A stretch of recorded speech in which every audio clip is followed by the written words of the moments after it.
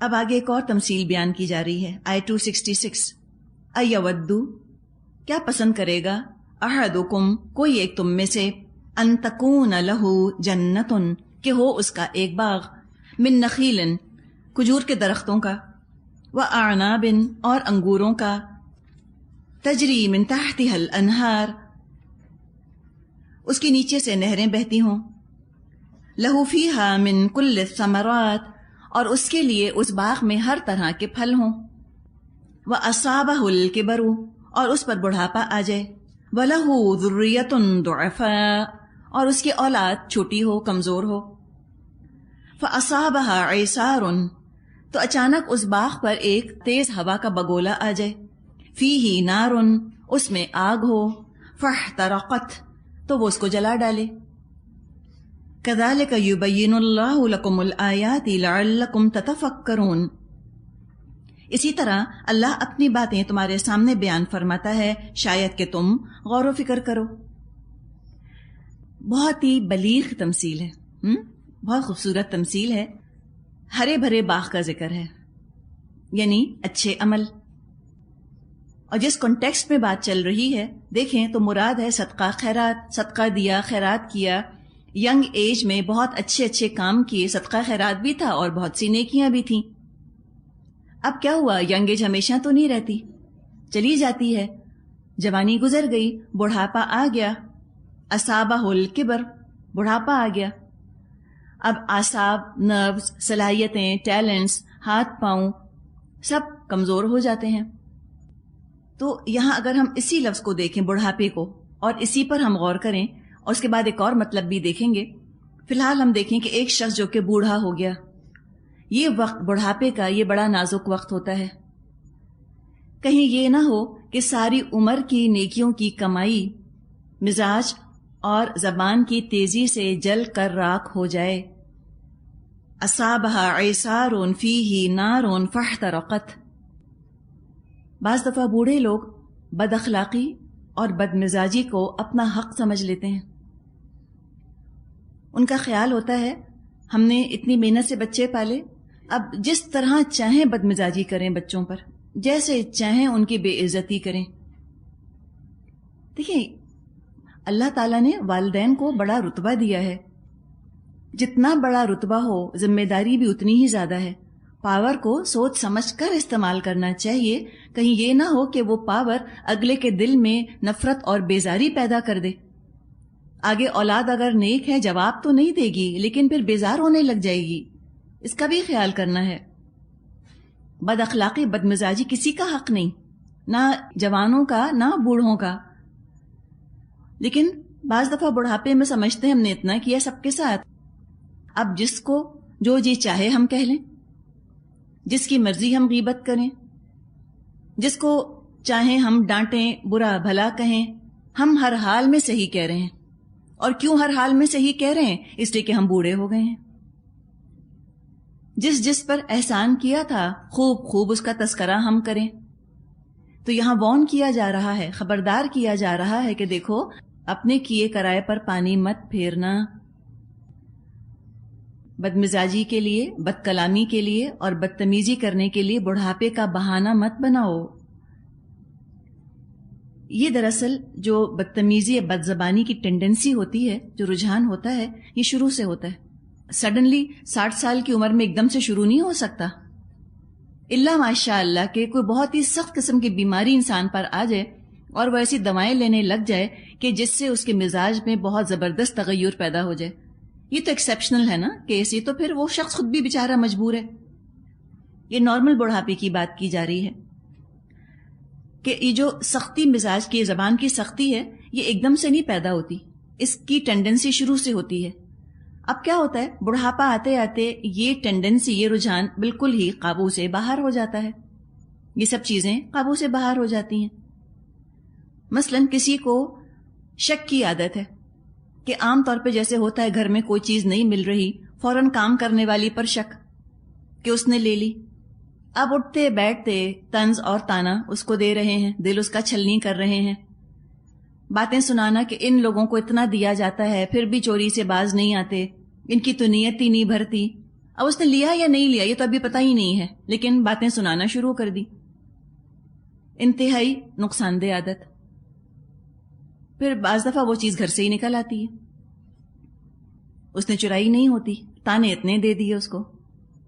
اپنی چیز تو مل گئی لیکن اپنی نیکیاں تو گئیں. روایات میں آتا ہے کہ کسی پر بہتان لگانا 70 برس کی عبادت کو ضائع کر دیتا ہے. تو پتہ نہیں کتنی نمازیں، کتنے عمرے جو ہم اپنی محنت سے کرتے ہیں، ہم اپنے نوکروں کی نظر کر دیتے ہیں. قیامت کے دن ہم اپنے اعمال نامے میں ڈھونڈ رہے ہوں گے، وہ نوکروں کے اعمال نامے سے نکل رہی ہوں گی سب چیزیں. اور یہ شک کی عادت بھی اچانک نہیں پیدا ہو جاتی 60-70 سال کی عمر میں. ینگ ایج سے یہ عادت پرورش پاتی ہے، ڈیولپ ہوتی ہے. تو ینگ ایج سے ہی اس عادت کو دور کرنے کی کوشش کرنی چاہیے. بڑھاپے میں جس طرح جسمانی بیماریاں شدت اختیار کر لیتی ہیں، اسی طرح اخلاقی بیماریاں بھی شدت اختیار کر لیتی ہیں. تو محتاط رہنے کا مقام ہے. کسی کی عمر کم ہے تو چلے، امکانات تو ہیں نا، چانسز تو ہیں کہ اس نے اگر اپنی نیکی کی فصل ضائع کر دی تو دوسری فصل لگا لے. ابھی تو مہلت اپیرنٹلی ہے ظاہری طور پہ، لیکن عمر کے آخری حصے میں پہنچ کر اس طرح اپنی نیکیاں ضائع کرنا کہ جب نہ اب وقت ہے اور نہ قوت اور نہ توانائی ہے، یہ تو عقل مندی نہیں ہے. تو کیوں آگ بگولا ہو کر سب کچھ برباد کریں؟ بالکل ایسی مثال جیسے بڑی محنت سے کوئی کھانا پکائے، آخر میں اتارتے اتارتے ذرا سا نمک زیادہ ڈال دے، سارا کھانا کڑوا ہو جائے. تو مزاج کی کڑواہٹ سے ساری نیکیاں برباد کرتے ہو کیوں؟ یا آپ نے اتنا اچھا کھانا پکایا، بس آنچ ذرا تیز رہ گئی، جل گیا. تو مزاج کی تیزی سے کیوں نیکیاں جلاتے ہو؟ ساری زندگی کی محنت پر کیوں پانی پھیرتے ہو؟ بہت افسوس اور بہت پچھتاوے کا مقام ہے یہ ہونا نہیں چاہیے. اور اللہ یہ سب باتیں بیان فرماتا ہے تاکہ ہم سب اپنے لیے سبق لیں. تو ایک تو لٹرل بڑھاپے کی بھی بات ہو سکتی ہے جسمانی طور پہ، اور دوسرے بڑھاپے سے مراد یہاں پر یہ ہو سکتا ہے جب انسان قیامت کے دن اللہ کے سامنے پہنچے، یعنی عمل کا وقت تو گزر گیا، اب جو کرنا تھا وہ کر کے دنیا میں آ گیا. جو لوگ عمل کرتے ہیں اور اپنی نیکیاں پہ ضائع کر دیتے ہیں تو قیامت کے دن ان کی مثال اس بوڑھے شخص کی سی ہے جو کہ اب دوبارہ نئی کھیتی بھی نہیں لگا سکتا. تو قیامت کا بھی ذکر اس میں موجود ہے. آگے فرمایا آیت 267، یا ایھا الذین آمنوا، اے لوگو جو ایمان لائے ہو، انفقوا، تم خرچ کرو. پھر بتائیے ذرا، ایمان والوں کے پاس پیسہ ہوگا کہ خرچ کریں گے؟ جی تبھی یہ حکم دیا جا رہا ہے نا. اگر ایمان والوں سے توقع یہ کی جاتی کہ ایمان لانے کا تقاضا یہ ہے کہ تمہارے پاس ایک پیسہ نہیں ہوگا، تم ہمیشہ فقیر رہو گے، تو ان سے انفقوا نہیں کہا جاتا کہ تم خرچ کرو، بلکہ ان سے کہا جاتا ہے کہ تم پیسہ لینے کے لیے یہ آداب سیکھ لو. تو پتہ چلا کہ ایمان کے ساتھ پیسہ ہو سکتا ہے تاکہ پھر انسان نیکیوں میں آگے بڑھ سکے اور اس حکم پر عمل کر سکے. انفقوا، تم خرچ کرو، من طیبات ما کسبتم، ان پاکیزہ چیزوں میں سے جو تم کماتے ہو. ابھی کسب کا جو لفظ یہاں آیا ہے، سمجھیے یہ وہ واحد مقام ہے جو کہ دنیاوی کمائی کے لیے لفظ کسب آ رہا ہے. دنیاوی کمائی کے لیے لفظ کسب آ رہا ہے.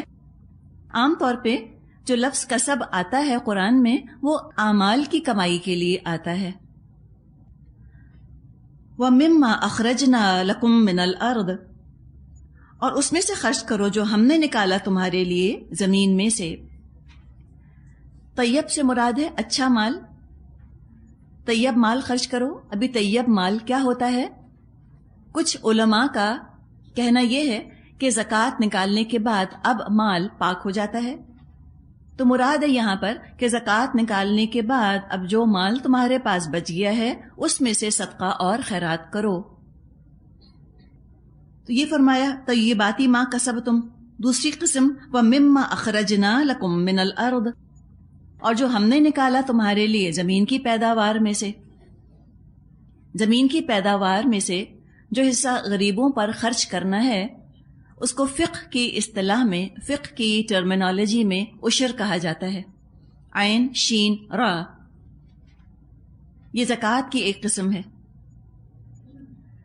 جو مال پر زکوٰۃ ہوتی ہے وہ تو اس وقت فرض ہوتی ہے جب مال پر 1 سال گزر جائے، ایوری ایئر دینی ہوتی ہے مال پر زکوٰۃ. لیکن زمین پر زکوٰۃ اس وقت دینی ہوتی ہے جب اس کی فصل کٹے. اگر زمین پر فصل سال میں 1 دفعہ کٹتی ہے تو 1 دفعہ زکوٰۃ ادا ہوگی فصل کی. اور اگر زمین پر سال میں 2 دفعہ کراپس لگاتے ہیں، 2 فصلیں کٹتی ہیں، تو جب فصل کٹے گی، جب کراپ ہارویسٹ ہوگا تو اس کراپ پر زکوٰۃ دینی ہوگی. جو خرچ کی یہاں پر بات آئی ہے اس کے بارے میں بخاری میں حدیث ہے. ابی ہریرہ رضی اللہ عنہ سے روایت ہے، نبی اکرم صلی اللہ علیہ وسلم نے فرمایا، الید العلیٰ خیر من الید السفلی، بلند ہاتھ نچلے ہاتھ والے سے بہتر ہے. بلند ہاتھ کیا؟ اس کا ہاتھ اوپر ہے، اوپر والا ہاتھ نیچے والے ہاتھ سے بہتر ہے، یعنی دینے والا لینے والے سے بہتر ہے. اور فرمایا، اور خرچ کرنے کی ابتدا ان لوگوں سے کر جن کی دیکھ بھال کا ذمہ دار تو ہے، اور بہترین صدقہ وہ ہے جو بے نیازی کے بعد ہو، یعنی تونگری کی حالت میں ہو جب آپ کے پاس پیسہ ہے. اور جو سوال یا حرام سے بچنے کی کوشش کرتا ہے اللہ اسے بچا لیتا ہے، اور جو بے نیازی چاہے اللہ اسے غنا اور تونگری سے نواز کر بے نیاز کر دیتا ہے. تو یہ آپ دیکھیے کہ جو چاہتا ہے کہ ہم سوال کرنے سے بچیں اللہ اس کو بچا بھی لیتا ہے. اس کا بھی انشاءاللہ آگے ذکر آ رہا ہے، حدیث آپ نے سن لی. آگے فرمایا، وَلَا تَيَمَّمُوا الْخَبِيثَ مِنْهُ تُنْفِقُونَ وَلَسْتُمْ بِآخِذِيهِ إِلَّا أَن تُغْمِضُوا فِيهِ وَاعْلَمُوا أَنَّ اللَّهَ غَنِيٌّ حَمِيدٌ.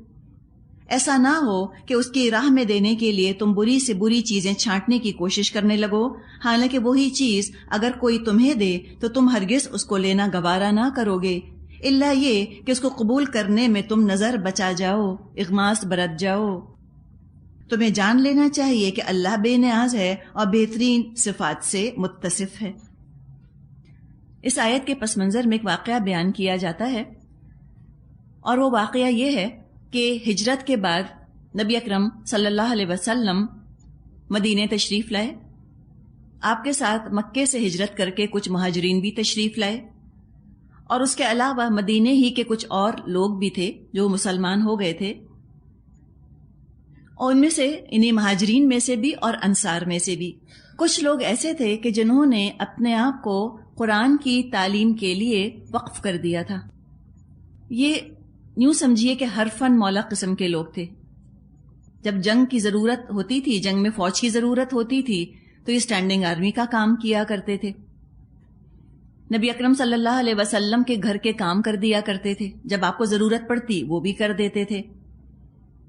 اگر کہیں کسی کو قرآن پڑھانے کے لیے بھیجنا ہوتا تو نبی اکرم صلی اللہ علیہ وسلم انہی لوگوں میں سے کچھ کو بھیج دیا کرتے تھے. تو سارا وقت یہ نبی اکرم صلی اللہ علیہ وسلم کی خدمت میں حاضر رہتے تھے. قرآن سیکھنے سکھانے کے لیے انہوں نے اپنے آپ کو وقف کر دیا تھا. دنیاوی کمائی کا کوئی ذریعہ ان کا نہیں تھا، اس لیے کہ کمائی کے لیے تو پھر وقت لگانا پڑتا ہے نا. تو یہ وقت صرف دین سیکھنے سکھانے کے لیے لگاتے تھے. ان کے اپنے گھر بھی نہیں تھے، ان کے اپنے کوئی خاندان بھی ایسے نہیں تھے. تو مسجد نبوی کے باہر ایک چبوترا بنا ہوا تھا، اس پر بیٹھ کر وہ یہ سب کام کرتے تھے. چبوترا سمجھتے؟ ریسڈ پلیٹ فارم کو کہا جاتا ہے، اونچا سا پلیٹ فارم ایک ہوتا ہے. عربی میں چبوترے کو صفہ کہتے ہیں. یہ اصحاب الصفہ کے نام سے تاریخ میں مشہور ہوئے. اپنے معاش کا کوئی کام نہیں کرتے تھے، کوئی کاروبار نہیں کرتے تھے، بلکہ لوگ یعنی کہ سوسائٹی ان کو سپورٹ کرتی تھی. ایک طرح کا انفارمل سپورٹ سسٹم تھا، معاشرہ ان کی دیکھ بھال کرتا تھا، اور معاشرے کا اخلاقی فرض تھا ان کی دیکھ بھال کرنا. اور آج بھی معاشرے کا فرض ہے ایسے لوگوں کی دیکھ بھال کرنا جو اپنے آپ کو دین کی خدمت کے لیے وقف کر دیں. اخلاقی فرض اس لیے ہے کہ وہ دین کا کام کر کے دراصل باقی سب پر احسان کر رہے ہیں. دین کی خدمت کر کے وہ دوسروں کا بھلا کر رہے ہیں. اب انہی اصحاب صفہ کے بارے میں آتا ہے کہ لوگ ان کو جو دیا کرتے تھے، غذا بھی، کھانا وغیرہ سپورٹ کرتے تھے. ایک دفعہ کھجور کی فصل اتری تو کسی نے سب سے ردی، سب سے خراب کھجوریں لا کر مسجد نبوی کے ستون سے باندھ دی. اس پر یہ آیت نازل ہوئی کہ چھانٹ کر سب سے بیکار مال ہی اللہ کی راہ میں خرچ مت کرو، کہ اگر تم ریسیونگ اینڈ پر ہو، تم لینے والے ہو، تو دل پر جبر کیے بغیر تم لے نہ سکو، کراہیت کے بغیر تم لے نہ سکو، تم کو وہ چیز لیتے ہوئے ریولجن پیدا ہو۔ اتنا گندا، اتنا گھٹیا مت دو۔ جو چیز انسان اپنے لیے پسند نہ کرے وہ اللہ کو پیش کرنا تو اور ناپسندیدہ بات ہے نا۔ تو یہ جو اللہ کی راہ میں جو لوگ گھرے ہوئے ہیں، ان کو اگر کوئی دیتا ہے دراصل اللہ کو دے رہا ہے۔ اور یہ مزاج لیکن ہمارے ہاں ایسا پیوست ہو گیا، آپ کسی مدرسے میں جائیں وہاں لوگوں کا ڈسکارڈڈ فرنیچر ہی آپ کو ملے گا، کہ ان کی ٹوٹی ہوئی کرسیاں جو ان کو نہیں چاہیے کیا کریں، چلو مدرسے میں دے دیتے ہیں، مدرسے میں پہنچا دی گئیں۔ پھٹا ہوا قالین جو ان کو نہیں چاہیے، کہا کیا کریں، چلو مدرسے میں دے دیتے ہیں۔ ٹوٹی ہوئی میز جو کہ 30 سال پرانی ہے، وہ پردے جو بالکل فیڈ ہو گئے، کیا کریں، چلو مدرسے میں دے دیتے ہیں۔ اور یہ دیکھ دیکھ کر ہمارا مزاج ایسا بن گیا کہ ہم کسی مدرسے میں جائیں اور وہاں نئی کرسیاں، نیا قالین، نئے پردے ہوں، ہم کہتے ہیں یہ یہودی ایجنٹ لگتے ہیں، ان کے پاس پیسہ کہاں سے آیا، یہ فضول خرچ لوگ، ان کے یہاں کوئی چیز ٹوٹی پھوٹی نہیں، سب چیز چمک رہی ہے، نئی اور اچھی کوالٹی کی بھی لگتی ہے، فوراً کہتے ہیں یہ تو سنسیئر نہیں ہو سکتے۔ آپ دیکھیں اتنا عرصہ چکے اسلام کو ہم نے اتنا غریب رکھا ہے، اتنا عرصہ چونکہ اللہ کے نام پر ہم نے سب سے گھٹیا چیز دی ہے، کہ اب جب یہ الحمدللہ ٹرینڈ چینج ہو رہا ہے، لوگ خود کمتر درجے کی چیز استعمال کر لیتے ہیں، لیکن جہاں اللہ کے دین کا کام ہو رہا ہوتا ہے چاہتے ہیں کہ بہترین چیز یہاں دے دیں۔ یہ اب کرنے لگ گئے ہیں، ہو سکتا ہے ان کے اپنے گھر میں 50 روپے کا ڈسٹ بن ہو، لیکن وہ کہتے ہیں یہ مدرسہ ہے، اتنا زیادہ استعمال ہوتا ہے، گھر میں تو ہم 4 لوگ ہیں جو اس ڈسٹ بن کو استعمال کر رہے ہیں، یہ مدرسہ ہے یہاں تو 400 لوگ استعمال کرتے ہیں، روزانہ آتے ہیں اور جاتے ہیں، تو ہم زیادہ اچھا یہاں دیتے ہیں۔ ہم مسلمانوں کو اس پر اعتراض شروع ہو گیا، ہم کہتے ہیں واہ یہ کیا بات ہوئی، یہ کیسے ہو سکتا ہے؟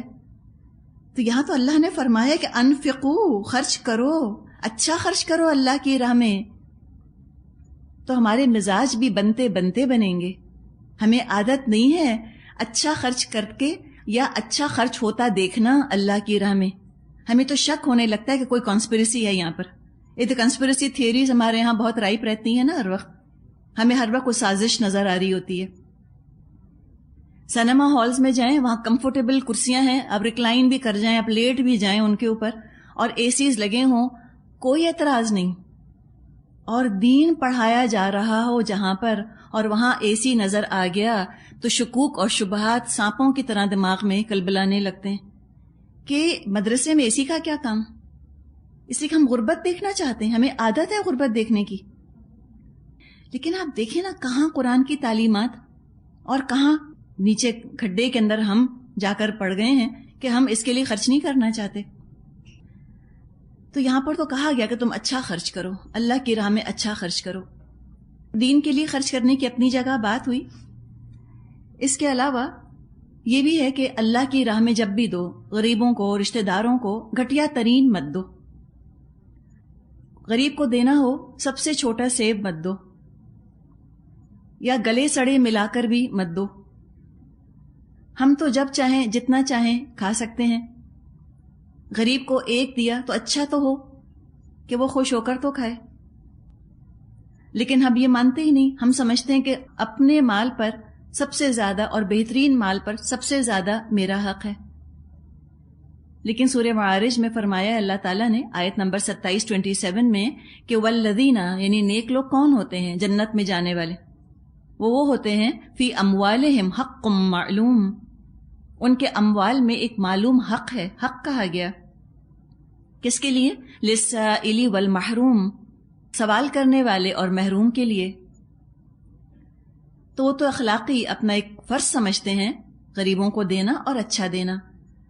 اور یہاں پھر اللہ نے یاد دلا دیا مما اخرجنا لکم من الارض، اللہ نے فرمایا ہم نے نکالا تمہارے لیے زمین سے، تم نے خود نہیں نکال لیا۔ قانونی طور پر لیگلی تو تمہارا ہے، تمہارا پیسہ، لیکن اخلاقی طور پر سارے کا سارا تمہارا نہیں ہے، کسی اور کا بھی حق ہے اس میں۔ اب چلیں اپنی کھانے کی میز پر آ جائیں۔ مرغی پکائی. آج کون مرغی پکاتا ہے؟ آپ کہیں برڈ فلو ہے؟ مرغی تو غریب کھاتے ہیں، ہم غریب ہیں کوئی؟ میگزین تھا، اس میں آرٹیکل آیا تھا کہ مرغی کی بریانی تو اب غریب کھاتے ہیں. اچھا چلیں مرغی کو رہنے دیں. کیا کہیں بتائیں؟ فش. چلیے اب آپ گئی ایمپریس مارکیٹ، دیکھ بھال کے آپ مچھلی لے کر آئے، اور مچھلی کتنی مہنگی ہے نا، 200 250 300. اب مچھلی آپ نے میز پہ رکھی، نوکر بھی کچن میں ہے، اس نے بھی پکائی، خوشبو اس کو بھی آئی. اب جب کھانے بیٹھے تو سر تو دے دیا نوکر کو، ٹھیک ہے، اور باقی خود کھا لیا. یہ رویہ کیسا ہے بتائیے ذرا جی. یا سب سے خراب حصہ مٹن کا بھی، جو پسلیوں والا حصہ ہے، جو منیمم بوٹی اور میکسیمم ہڈی ہو جس کے اندر، وہ دے دیا، ٹھیک ہے. یا روٹی، باسی روٹیاں ساری ان کو دے دیں، تازی اپنے لیے. اور کہیں اگر نوکر مانگ لے کہ باجی تازی روٹی کھانی ہے، کہیں گے لو کیا دماغ خراب ہوئے، اپنے گھر میں باسی کھاتے ہیں، یہاں کہتے ہیں تازی روٹی دو. ہماری تو شکلیں بھی ایسے ایسے بنتی ہیں نا، آنکھیں اوپر نیچے ہوتی ہیں. اس قدر ہم کو برا لگتا ہے اور ہم اس قدر سپیریئر فیل کرتے ہیں کہ تازہ روٹی کھانا تو مجھ بیگم صاحب کا حق ہے. میں بیگم صاحب میں کھاؤں گی اور بیگم صاحب کے بچے کھائیں گے، وہ چھوٹے چھوٹے صاحب جو بیٹھے ہیں نا، 2 2 3 3 سال کے، تو یہ سارے صاحب کھائیں گے. تو یہ ان کی مجال کہ یہ روٹی مانگ رہے ہیں تازی. یہ ہمارا رویہ ہے نا. یا آپ نے کچھ منگوایا، پیزا منگوایا، یا آپ نے چکن منگوائی، کینٹکی منگوائی، ان کا بھی دل چاہ رہا ہے نا. اب ہم جو اتنا کھاتے پیتے ہیں، ہم کو اتنا اچھا لگتا ہے، اس کی خوشبو اتنی اچھی لگتی ہے، تو ان کو نہیں دیں گے. ان سے کہیں گے فریج میں دال رکھی ہے نا، وہ نکال کے کھا لو. نہیں کریں پلیز، نہیں کریں گے آپ لوگ اس طرح سے. یا تو ان کے لیے منگوائیں اور ان کو بھی ڈبے میں دیں. اگر نہیں ہے اتنا پیسہ تو اپنے برگر میں سے دیں، آدھا اپنا دیں. بچوں کے حصے میں سے کہیں کہ دینا ہے ان کو، چاہے بچوں کو اچھا لگے چاہے بچوں کو اچھا نہ لگے. تو ایک پلیٹ کے اندر رسپیکٹیبل طریقے سے، یہ نہیں کہ جب بچے نے کھا لیا بوٹی اس نے آدھی نوچ لی، اب اس کا پیٹ بھر گیا اس لیے کہ آپ نے 4 دی تھیں اس کو، اور وہ 4 کھا نہیں سکتا، وہ بیچارہ ہے ہی خود 3 سال کا ابھی. آپ اس کو اتنا بڑا پیکٹ چپس کا دے دیا، کوک کا اتنا بڑا گلاس دے دیا، اور کہا کہ کھاتے ہی کچھ نہیں بچہ. اب اس نے آدھا کوک کا گلاس چھوڑ دیا، اس نے چپس کا پیکٹ آدھا چھوڑ دیا، چکن اس نے کھائی یا برگر کھایا، آدھا بائٹ لیا، آدھا اس نے چھوڑ دیا، وہ سب سمیٹ کے نوکر کو دے دیا، چلو اب تم یہ کھا لو. تو یہ کیا ہے؟ الا ان تغمضوا فیہ، کہ تم لینے والے نہیں ہو ایسا کھانا. اگر تمہیں ایسا دیا جاتا تم آنکھ بند کر کے اس کو لیتے کراہیت کے ساتھ. تھوڑا سا ہمیں سوچنا ہے. دیکھیں آخر تو تھا نا اس کی قسمت کا، گیا تو اسی کے پاس نا، تو کیوں نہ فریش دے دے آپ اس کو، آپ کو اجر بھی ملے، اس کا دل بھی خوش ہو، بجائے کہ وہ بچا کچا سڑا بسا دیا. اور آپ آزما کے دیکھ لیں، جو چیز آپ کی قسمت کی نہیں ہے وہ فریج میں پڑی پڑی سڑ جائے گی اور آپ نہیں کھا سکیں گی. دینا ہے تو دے دیں. بعض دفعہ آپ ٹرے لگا کر کسی کو دیتی ہیں اور وہ ٹرے پوری واپس اندر آ جاتی ہے، وہ کہتے ہیں ہم کھا کر آئے ہیں. یہ بھی ہوتا ہے، اس لیے کہ وہ اس کی قسمت کا نہیں تھا، وہ آپ ہی کی قسمت کا تھا، وہ آپ ہی کے پیٹ میں جائے گا، وہ دے کر بھی واپس آ جائے گا. اگر کسی کو اپنے گھر میں اچھا نہیں ملتا، جو یہ نوکر چاکر ہیں، کوئی افورڈ کر سکتے ہیں پیزا کھانا؟ یہ بتائیں ذرا، ہم بھی سوچ سمجھ کر منگواتے ہیں. یہ افورڈ کر سکتے ہیں، لیکن افورڈ نہیں کر سکتے کا مطلب یہ تو نہیں ہے کہ ان کو اچھا نہیں لگتا. اچھی چیز تو سب کو اچھی لگتی ہے. تو یہ تو اور بھی زیادہ ہے کہ جب اپنے گھر میں وہ نہیں کھا سکتے اور آپ کے گھر وہ کھا سکتے ہیں، تو آپ دیجئے، اللہ کے نام پر دیجئے. اللہ برکت دے گا، اللہ بیماریاں دور کرے گا، اللہ لڑائی جھگڑوں سے انشاءاللہ بچائے گا. یہ کھانے کا صدقہ بہت بڑی چیز ہے، اس لیے کہ ہم جس ملک میں رہ رہے ہیں یہاں کھانا ہی سب سے مہنگا ہے. دال کون سی سستی ہے، سبزی کون سی سستی ہے؟ تو کھانا مہنگی ترین چیز ہے آج کل اپنے بجٹ کے اندر. اگر ہم دیکھیں تو بچوں کی فیسوں کے بعد سب سے ایکسپینسو چیز کھانا ہے. تو دیں، اگر اللہ نے آپ کو غنی کیا ہے آپ غنی ہو کر دیجئے. اگر آپ کے ہاں بے حساب آتا ہے آپ بھی دے دیجئے. آپ کے ہاں کریٹوں کے حساب سے پھل آتے ہیں، آپ ان سے کہہ دیں جو آپ کے گھر میں روزمرہ کے نوکر ہیں کہ لے لو. ہاں چوری نہیں ہونی چاہیے، یہ بھی نہ ہو کہ وہ چوریاں شروع ہو جائیں، لیکن جو موجود ہے اس وقت اس کو آپ دے سکتی ہیں. اگر آپ کے گھر میں محدود آتا ہے، تھوڑا سا آتا ہے، تو آپ اپنے ہاتھ سے دے دیجئے، لیکن اچھا. اگر اپنے ہاتھ سے بھی دیتی ہیں تو اچھا دیجئے، گھٹیا نہ ہو، ناکارہ نہ ہو کہ جو خود لیتے ہوئے انسان کو برا لگے. اور کبھی ان کو ان کی غریبی کا تانا مت دیں کہ اپنے گھر میں تو یوں رہتے ہیں اور یہاں آ کر یہ. بلکہ جس طرح سے ہم دیتے ہیں، جس برتن میں ہم دیتے ہیں، وہ خود اتنی بری چیز ہوتی ہے. اپنے لیے تو کانچ کے برتن ہوں گے، خوبصورت برتن ہوں گے، ان کے لیے ٹین کی پلیٹیں، ٹین کے گلاس، یہ گندا پلاسٹک. اور اگر وہ ہمارے گلاس میں پی لیں تو ہم کہتے ہیں گندا کر دیا، تو تمہارا وہ گلاس رکھا ہے. یہ رویہ ہے نا، یہ ایک ایٹیٹیوڈ ہے، وہ آپ خود جانتی ہوں گی. اور یہ کرنے کی ضرورت کیا ہے؟ کیوں اتنا ڈفرینشیٹ کرتے ہیں؟ جس گلاس میں ہم سب پانی پی رہے ہیں، اسی گلاس میں آخر کچن میں کام کرنے والی یا جھاڑو پوچھا کرنے والی کیوں نہیں پی سکتی؟ کیا ریزن ہے اس کا؟ ہم کہتے ہیں ریزن یہ ہے کہ ان کا منہ گندا ہوتا ہے. تو جو آپ کے مہمان آتے ہیں ڈرائنگ روم میں، ان کا آپ نے کبھی اورل چیک اپ کیا؟ ہائیجین، کہ چلو منہ کھولو دکھاؤ کتنی کیویٹیز ہیں. اچھا 2 کیویٹیز، چلو لاؤ پلاسٹک کا گلاس اس کے لیے. کبھی کیا؟ نہیں کیا. کوئی الزبتھ ہمارے یہاں آ جائے، ہم اسی کیویٹیز کبھی نہ چیک کریں. ہم کہتے ہیں وہ کرسچن ہے نا اس لیے ہم ان کو الگ دیتے ہیں. یہ پھر ایک اور تکبر ہے. گلاس ابھی کے دھلتے ہیں، وہ پئیں گے تو ان کا بھی دھل جائے گا، آپ کا بھی دھل جائے گا. لیکن یہ ان کو گھٹیا محسوس کرانا کہ تم گھٹیا ہو اس لیے تم اس میں پیو، یہ اچھی چیز نہیں ہے. اور یہ صرف وہی محسوس کر سکتا ہے جو کبھی ریسیونگ اینڈ پہ رہا ہو، جس کو گھٹیا محسوس کرایا گیا ہو، اس کے دل پر یہ بات لگے گی جا کر، اور کوئی اور نہیں سمجھ سکتا. اتنے پہلے کی بات ہے، ہم بالکل نئی ہم لوگوں کی شادی ہوئی تھی، میرے ہسبینڈ ایئر فورس میں تھے. اب وہاں جیسے وہ ہوتا ہے، طبیعت خراب ہوئی، ڈاکٹر کے پاس جانا ہوا. اب گھر میں تو اپنی ایک شان ہوتی ہے نا انسان کی جب میکے میں ہوتے ہیں. اب وہاں میں گئی تو اس نے دوائیں دیں. جب میں لینے گئی کمپاؤنڈر کے پاس تو اس نے کہا کہ یہ بی کمپلیکس ہے. خیر میں وہ لے کر آ گئی، میں نے کھائی تو مجھ کو نوزیا بہت زیادہ ہوا. نیکسٹ ٹائم پھر ڈاکٹر کے پاس جانا تھا، وہاں گئی تو اس نے پھر تھیلے میں ڈال کے مجھ کو دوائیں تھی. میں کہا یہ نہ دیں آپ مجھ کو، وہ سامنے سربیکس ٹی رکھی ہے نا وہ دیں مجھ کو وہ کھانی ہے. اس نے کہا نہیں، جو آپ کا رینک ہے آپ یہی کھائیں گی. اور جو تھیلے میں اور پڑیا میں اس نے لپیٹ کے دی. مجھ کو لگا کسی نے تھپڑ مارا ہے میرے منہ کے اوپر، اس لیے کہ زندگی میں کبھی یہ نہیں سنا تھا. اس وقت سے عہد کیا تھا کہ میں نہیں کروں گی یہ کسی کے ساتھ.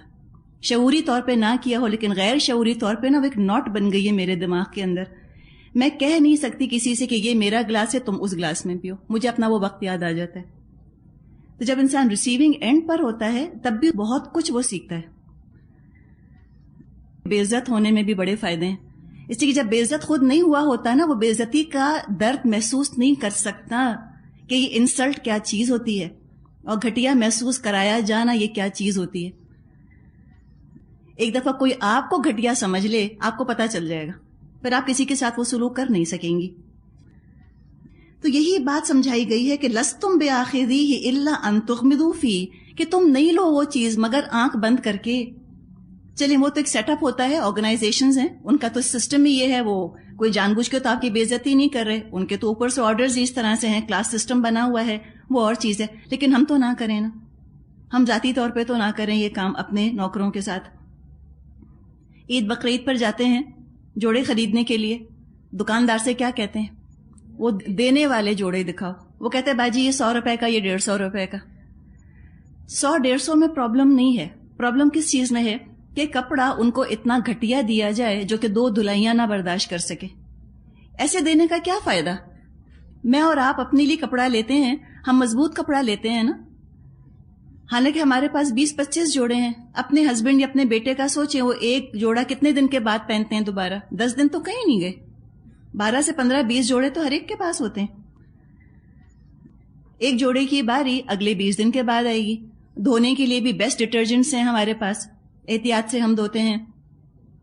ان کے پاس تو 15-20 جوڑے نہیں ہیں. جو صابن ہے وہ بھی بہت تیز، کپڑا خراب کرنے والا. تو ان کو دیں تو زیادہ اچھی کوالٹی کا دیں. زیادہ اچھی کوالٹی سے مطلب یہ نہیں ہے کہ اب عید پر آپ دوڑی چلی جا رہی ہیں بوتیک کی طرف کہ وہ 2500 کا کرتا میاں کے لیے لیا تب 3000 کا اس کے لیے لینا ہے نوکر کے لیے. نہیں، یہ جو بوتیکس میں کپڑے ملتے ہیں یہ پائیدار نہیں ہوتے. وہ تو خود کپڑا اتنا نخرے والا ہوتا ہے کہ ڈرائی کلین اونلی اور یوں دیکھو اور یوں کرو اس کو، وہ تو اپنا ہی ان کا اسٹائل ہے دوسرا. یہ بات نہیں. مراد ہے کہ آپ اچھا پائیدار کپڑا لیں گی، گھٹیا کپڑا مت لیں. اچھی چیز ان کو لیں کہ ان کے پاس چلے. تو پھر سلائی پر پیسہ خرچ ہوتا ہے، وہ 2 دن میں وہ پھٹ پھٹا کے برابر ہو گیا تو فائدہ کیا ہوا دینے کا.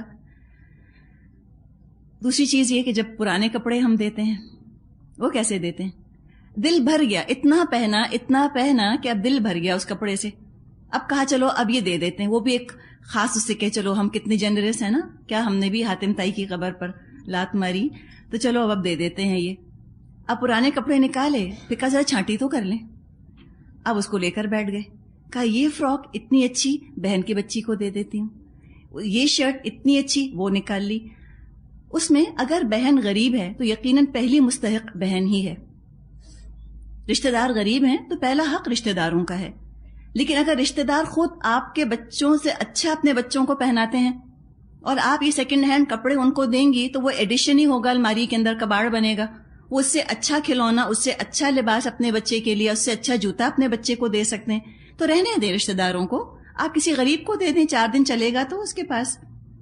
یہ کر لیا. پھر چلو ایک ہیپ نکل آیا. اب اس کو دیکھا، خیال ہے کہ اس پہ گلا کتنا پیارا لگا ہے، چلو یہ نکال لیتے ہیں. یہ بٹن کرسٹل کے، چلو یہ نکال لیتے ہیں. یہ بیل کتنی پیاری، اب تو ملتی بھی نہیں ایسی، اس کو ادھیڑ لیا. اور وہ گلا نکال کر، بٹن نکال کے، بیل ادھیڑ کے، یا دوپٹہ ہی نکال لیا، کل کا نیا سوٹ بنا لیں گے. اب پھر یہ جوڑا کسی کو دے دیا.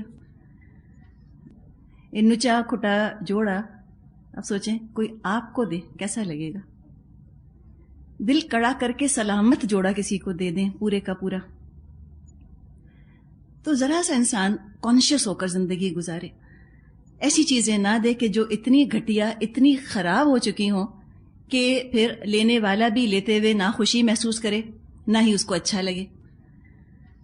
ہاں ایک چیز ہوتی ہے، ہم گھر کا کباڑ نکالتے ہیں. اب گھر میں کھانا باسی ہو گیا، وہ تو نکالنا ہی ہے نا فریج سے. آپ کو الماری میں ایکسٹرا کپڑے آ گئے، وہ تو نکالنے ہی ہیں. اب وہ تو ہم پلندے جمع نہیں کر سکتے کہ منع کیا گیا ہے کہ آپ گھٹیا چیز نہ دیں.